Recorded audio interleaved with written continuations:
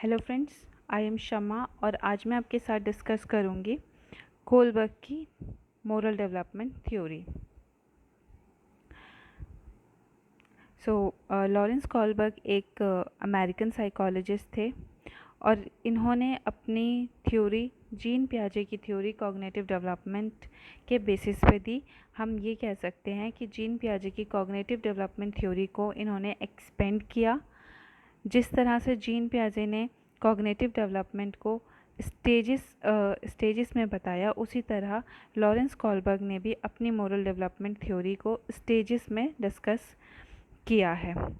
Okay, तो अब हम पढ़ते हैं। यहाँ पे कुछ इम्पॉर्टेंट टर्म्स हैं जो कि ज़रूरी हैं कोलबर्ग की थ्योरी को समझने के लिए। तो सबसे पहली टर्म है मोरैलिटी। मोरैलिटी मतलब कि हम ये कह सकते हैं कि हमारी एबिलिटी होती है कि ये समझने के लिए कि क्या सही है और क्या गलत है, ये हमारी मोरैलिटी होती है। ओके, फिर आ जाता है हमारा डिलेमा हम ये कह सकते हैं कि एक ऐसी सिचुएशन जहाँ पर डिसीजन लेना बहुत मुश्किल हो जाता है। दो गलत चीज़ों में से हमें थोड़ी कम गलत को सिलेक्ट करना होता है। ओके, डिसीजन लेने में जहाँ हमें मुश्किल आती है वो हमारी डिलेमा की सिचुएशन होती है। फिर आ जाता है हमारा मॉरल डिलेमा ये होता है कि मोरालिटी हमें पता है, लेकिन हमारी मोरालिटी में ही हमें जो है डिसीजन लेने में प्रॉब्लम आ रही है। ओके, हमारी मोरालिटी के बीच में कॉन्फ्लिक्ट हो गया, तो उसे हम मॉरल डिलेमा बोलते हैं। मॉरल रीजनिंग क्या होती है? जैसे यहाँ से रीजनिंग से पता चल रहा है कि हम यहाँ पर लॉजिकल थिंकिंग जो है वो यूज़ करते हैं। ठीक है, लॉजिकल थिंकिंग हम यूज़ करने लगते हैं कि अगर हमने अपनी मोरालिटी डेवलप की है, कुछ भी मान लीजिए, जैसे हमें पता है कि झूठ बोलना गलत है, तो इसके पीछे हम रीज़न ढूंढते हैं कि ऐसा क्यों है। ठीक है, जब हम अपने मॉरल को रीजनिंग के थ्रू समझने लगते हैं, उसके पीछे लॉजिक देने लगते हैं, तो उसे हम अपनी मॉरल रीजनिंग कहते हैं। ओके, तो ये कुछ टर्म्स थे। अब कोलबर्ग की थ्योरी को समझने के लिए हमें हाइंस डिलेमा को भी समझना पड़ेगा। ओके, तो कोलबर्ग ने अपनी थ्योरी डेवलप की। उन्होंने ऐसा किया कि उन्होंने कुछ डिलेमाज डिफरेंट एज ग्रुप के बच्चों के सामने रखे और उनसे कुछ क्वेश्चंस किए। ठीक है, उसके बेसिस पे उन्होंने अपनी थ्योरी डेवलप की। तो इसमें सबसे पॉपुलर डिलेमा हाइंस डिलेमा था। ओके, तो ये क्या था मैं आपको बताती हूँ। ये हाइंस है और ये एक अमेरिकन है, इसकी वाइफ है। ओके, तो ये बीमार हो गई काफ़ी, इसको कैंसर हो गया। तो डॉक्टर ने हाइंस को एक ड्रग का नाम बताया जो कि पूरे मार्केट में देखें तो सिर्फ एक ही केमिस्ट के पास अवेलेबल था और उससे उसकी वाइफ बच जाती। उस ड्रग की रेट तो $200 थी, बट उस केमिस्ट ने कहा कि मैं ये तुम्हें $1000 में दूंगा। हाइंस ने उससे रिक्वेस्ट करी पर वो नहीं माना। फिर हाइंस ने लोगों से पैसे बोरो किए, लेकिन वो सिर्फ 800 तक ही कलेक्ट कर पाया। ओके, फिर से वो केमिस्ट के पास गया और उसने कहा केमिस्ट से कि आप इतने पैसे में मुझे दे दीजिए, मैं आपको बाद में रिटर्न कर दूंगा, लेकिन वो केमिस्ट नहीं माना। देन हाइंस ने क्या किया, वो ड्रग उसने वहाँ से चोरी कर लिया। ठीक है, अपनी वाइफ के लिए। तो इस तरह का डिलेमा जो था वो कोलबर्ग ने डिफरेंट एज ग्रुप के बच्चों के सामने रखा और उनसे पूछा कि क्या हाइंस को चोरी करनी चाहिए थी या उसे चोरी नहीं करनी चाहिए थी, और अगर करनी चाहिए थी तो क्यों करनी चाहिए थी, नहीं करनी चाहिए थी तो क्यों नहीं करनी चाहिए थी। तो इस तरह के कुछ क्वेश्चंस कोलबर्ग ने पूछे और अपनी थ्योरी डेवलप की। तो अब हम उसकी थ्योरी को समझ लेते हैं। तो जैसे कि मैंने आपको पहले बताया था कि कोलबर्ग ने जीन पियाजे के जैसे अपनी थ्योरी को में भी स्टेजेस के बारे में बताया है। ओके, तो उसने क्या किया कोलबर्ग ने कि उन्होंने सबसे पहले कुछ लेवल्स बताए हमें। ठीक है, और फिर इन लेवल्स को उन्होंने फर्दर 2 स्टेजेस में डिवाइड किया। ओके, तो पहला जो हमारा लेवल है वो प्री कन्वेंशनल लेवल है। देखिए, जो यहाँ पे ये एज है ना, ये आपको अलग अलग जगह पे अलग अलग मिल सकता है।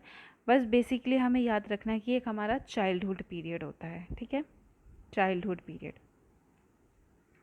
ओके, फिर उसके बाद आ जाता है हमारा कन्वेंशनल, देन उसके बाद आता है हमारा पोस्ट कन्वेंशनल। अब हम स्टेजेस के बारे में देख लेते हैं। तो मैंने आपको बताया कि ईच लेवल को उसने 2 स्टेजेस में डिवाइड किया।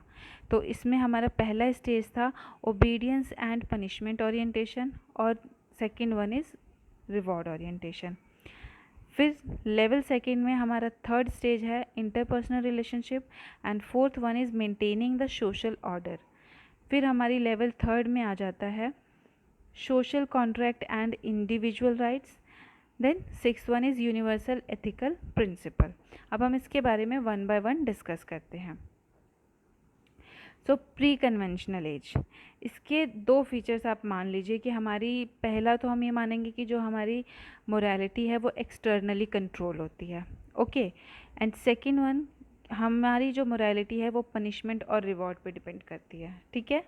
यहाँ पे हमारे पास कोई रीज़न नहीं है, हमें नहीं पता व्हाट इज़ राइट और रॉन्ग, हमें हमारी जो मोरालिटी है वो एक्सटर्नली जो है डिसाइड हो रही है कि अगर हमें रिवॉर्ड मिल रहा है देन ये सही है, अगर हमें पनिशमेंट मिल रही है देन ये गलत है। तो यहाँ पे सबसे पहले आ जाता है हमारा अवॉइडिंग पनिशमेंट, जो कि हमारा स्टेज था first, obedience and punishment orientation, ठीक है। तो इस एज में, इस लेवल पे क्या होता है कि बच्चे जो हैं वो एब्सोल्यूट मानते हैं, लॉज एंड ऑर्डर को एब्सोल्यूट मानते हैं, उनके अकॉर्डिंग वो फिक्स है, वो बदला नहीं जा सकता, ठीक है। ये होता है यहाँ पे। और क्या होता है, बच्चे जो हैं यहाँ पर किसी भी चीज़ को सही और गलत कैसे डिसाइड करते हैं, पनिशमेंट के थ्रू, कि अगर किसी काम के लिए हमें डांट पड़ रही है, हमें पिटाई पड़ रही है, तो वो काम गलत है। और जिस चीज़ के लिए, मतलब वो हमेशा क्या है कि वो पनिशमेंट से बचना चाहते हैं, इस एज में यही होता है। तो अगर हम देखें कि हाइंस डिलेमा को लेके अगर इस एज ग्रुप के बच्चों से जो क्वेश्चन पूछा गया, तो उन्होंने ये रिस्पॉन्स किया कि उसे ऐसा नहीं करना चाहिए क्योंकि अब उसे पनिशमेंट मिलेगी। तो उनका आंसर जो था वो पनिशमेंट को लेकर था, बाकी व्हाट इज़ राइट और रॉन्ग इस बात से उनका कोई लेना देना नहीं था, ठीक है। तो ये हमारा अवॉइडिंग पनिशमेंट स्टेज भी हम कह सकते हैं, फर्स्ट स्टेज को। देन आ जाता है हमारा second stage which is individualism and exchange. इसमें क्या होता है कि जो बच्चे होते हैं वो अपने पर्सनल पॉइंट ऑफ व्यू से सोचते हैं, इंडिविजुअल पॉइंट ऑफ व्यू से सोचते हैं, ठीक है।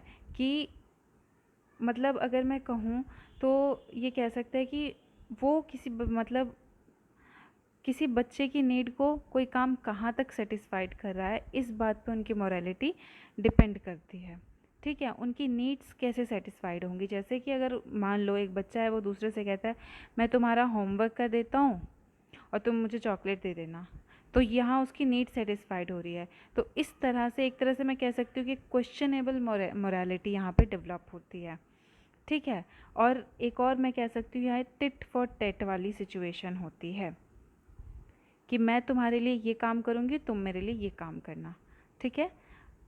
वो बस अपना प्रॉफिट देखता है, अपना इंडिविजुअल पर्सपेक्टिव से वो सोचता है, ठीक है। अब एक ये देखिए, एक एग्जाम्पल है यहाँ पे, my attitude is based on how you treat me. ये व्हाट्सएप पे बहुत फेमस हुआ था कि मतलब आप मुझे किस तरह से ट्रीट करेंगे ना, वैसा ही मेरा एटीट्यूड आपकी तरफ होगा, ठीक है। ये वाली सिचुएशन हो जाती है इंडिविजुअल एक्सचेंज, जो कि सेकंड स्टेज है हमारी मोरल डेवलपमेंट की, ओके। फर्स्ट लेवल है एंड सेकंड स्टेज है। फिर आ जाते हैं हम अपने सेकंड लेवल पे, कन्वेंशनल लेवल। इसमें देखिए सबसे पहले क्या होता है ना कि हम सोसाइटी को देखते हैं, हम लॉ एंड ऑर्डर को फॉलो करते हैं, ठीक है, सोसाइटी के लॉ एंड ऑर्डर को। और जैसे कि मैंने आपको बताया कि ये 2 स्टेजेस में डिवाइड है फिर से, तो देखिए पहला स्टेज है हमारा good boy and bad boy वाला, ठीक है, गुड बॉय और गुड गर्ल एटीट्यूड। इस स्टेज में क्या होता है कि जो हमारी मोरालिटी है वो हमारी कम्युनिटी और हमारी फैमिली की एक्सपेक्टेशंस डिसाइड करती हैं कि वो हमारे बारे में क्या कहेंगे, वो लोग क्या कहेंगे वाला जो है ना, वो यहाँ पर होता है हमारा कि लोग क्या कहेंगे। अगर मैं कोई काम करता हूँ तो लोग मेरी तारीफ़ करेंगे या मेरी बुराई करेंगे। तो इसके थ्रू जो है हमारा मोरालिटी डेवलप होती है यहाँ पे, ठीक है। तो अगर हाइंस डिलेमा को अगर मैं यहाँ पर लूँ एग्जाम्पल में, तो यहाँ पे बच्चों ने कुछ इस तरह से आंसर किया था। जो उसके फेवर में थे वो ये कह रहे थे कि उसने सही किया, क्योंकि अगर वो ऐसा नहीं करता तो सब लोग बोलते कि भाई उसने गलत किया, उसने अपनी वाइफ को मार दिया, उसने पैसे स्पेंड नहीं किए। और जो उसके अगेंस्ट में थे उन्होंने ये कहा कि उसने चोरी की है तो लोग उसे बुरा कहेंगे। तो दोनों पर्सपेक्टिव में आप देख रहे हैं कि लोग आ रहे हैं वहाँ पे, हमारी कम्युनिटी डिसाइड कर रही है हमारी मोरालिटी। ओके, फिर आ जाते हैं हम अपने फोर्थ स्टेज पे, which is loyalty to law and order. इसमें क्या होता है ना कि हम स्ट्रिक्टली जो है लॉ एंड ऑर्डर को फॉलो करते हैं। एकदम हमारा एम्फासिस होता है उसके ऊपर कि ये लॉ है, इसको नहीं तोड़ा जा सकता, एकदम उसको नहीं चेंज किया जा सकता। हम उसे ब्लाइंडली कह सकते हैं कि हम उस पर बिलीव करते हैं। ओके, तो ये हो गया हमारा emphasis on obeying laws to maintain social order.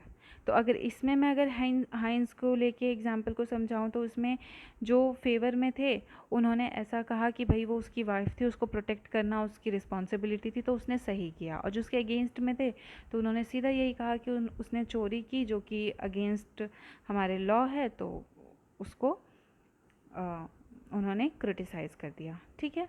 तो ये हो गया हमारा second level and fourth stage. फिर आ जाते हैं हम अपने थर्ड लेवल पे, which is post conventional level, और ये फर्दर 2 स्टेजेस में डिवाइड है। तो हम आ जाते हैं, ये हमारी फिफ्थ स्टेज है और ये हमारी सिक्स्थ स्टेज है। तो फिफ्थ स्टेज में देखिए, justice and the spirit of law. इसमें क्या होता है, देखिए सबसे पहले तो ये समझना है कि यहाँ पे हमारी रीजनिंग डेवलप हो जाती है, ठीक है। यहाँ पे हम रीज़न करने लगते हैं, ठीक है। हमारे कुछ पर्सनल जो है मॉरल बिलीव्स डेवलप हो जाते हैं, हमारी कुछ वैल्यूज़ डेवलप हो जाती हैं। तो अगर मैं फिफ्थ स्टेज की बात करूं, तो यहाँ पे क्या होता है कि जो यहाँ पे हम सोशल पर्सपेक्टिव से सोचने लगते हैं कि अगर हमारी सोसाइटी में कोई लॉ है तो क्या वो हमारी सोसाइटी के लिए सही है या वो हमारी सोसाइटी के लिए गलत है। यहाँ पर हम क्वेश्चन करना शुरू कर देते हैं कि अगर ये लॉ है तो ये कहाँ तक सही है, क्या इसे हमारी सोसाइटी में होना चाहिए। हम सोशल पर्सपेक्टिव से सोचते हैं, ठीक है। तो ये होता है, यहाँ पे क्या होता है, people begins to account for the different values, opinions and belief of others. Okay, तो ये होता है, यहाँ पे क्वेश्चन करना शुरू कर देते हैं, सोशल पर्सपेक्टिव से सोचते हैं, ठीक है। फिर यहाँ पर आ जाता है हमारा यूनिवर्सल एथिक प्रिंसिपल, ठीक है।